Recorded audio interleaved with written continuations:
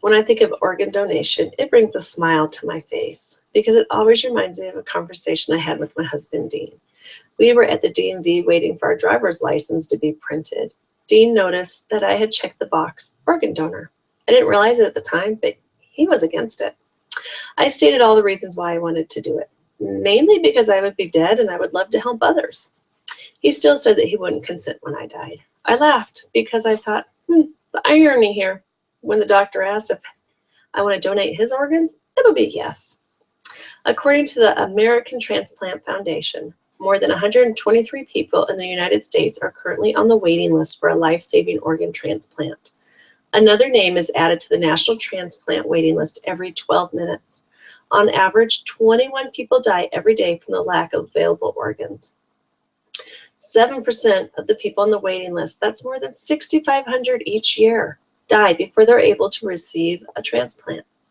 You might be asking yourself, if I could really help save someone's life through an organ donation, and the answer is yes. One deceased donor can save up to 8 lives through organ donation and can save and enhance more than 100 lives through the life-saving and healing gift of tissue donation, according to the American Transplant. So which organs might you be able to donate? I've always wondered. Organs that can be donated after death are the heart, liver, kidney, lungs, pancreas, and small intestine. Tissues include the cornea, skin, veins, heart, valves, tendons, ligaments, and bones. The cornea is the most commonly transplanted tissue. More than 40,000 corneal transplants take place each year in the United States. My nephew Calvin died about 7 years ago in a car accident.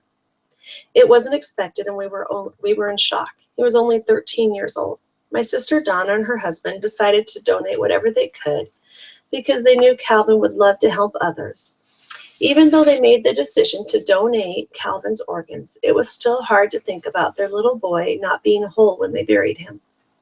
They also weren't sure what other people would say when they saw Calvin in the casket, but the doctors did a great job, and you couldn't even tell that there were things missing. In the February 1988 Ensign, Samuel Jr., regional representative and physician, then said, "The church has taken no official position on organ transplants.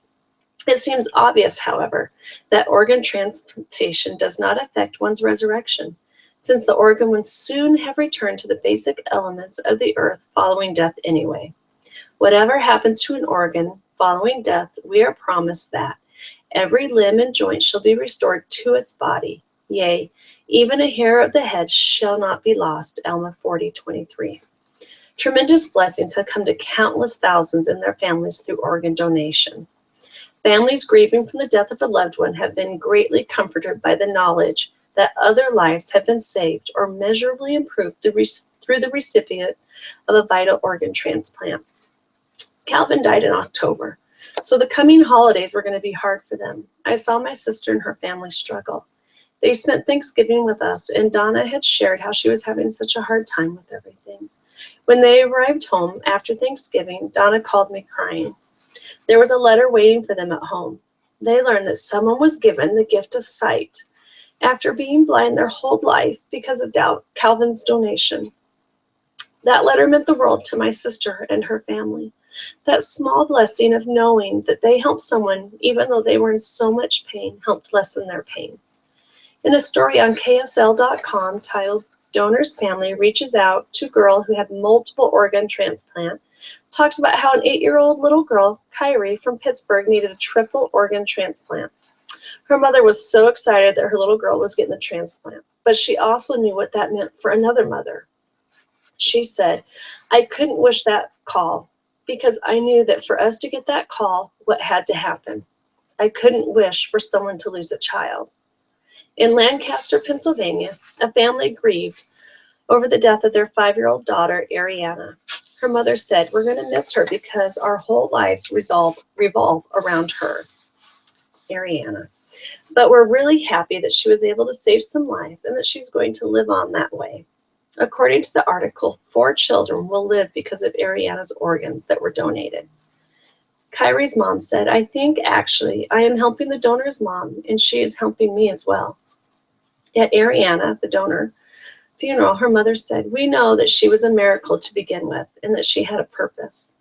To know that her purpose was not just touching the lives that we can see here, but know that she is allowing other people to live and maybe their future generations to come. It is just nice to know that Ariana is still making a difference in the world." When you are an organ donor, your loved ones can feel a sense of peace and happiness at a sad time in their lives. It can also give them hope to go on with their own lives. At this point, you might be wondering how you could become an organ donor. According to the DMV.org, first, you need to register with your state's organ registry. Second, you need to select that yes box next to organ donation on your driver's license. Third, you need to sign a card. And fourth, you need to talk to your family.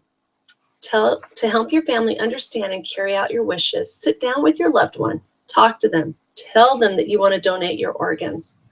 They can serve as your advocate and may be asked to give consent for donation or provide information to the transplant team. I wondered, since my husband didn't want me to donate my organs, could he really stop it from happening? According to organdonor.gov, it says, even if you're a registered donor, it is essential that your family know your wishes. Your family may be asked to sign a consent form in order for your donation to occur.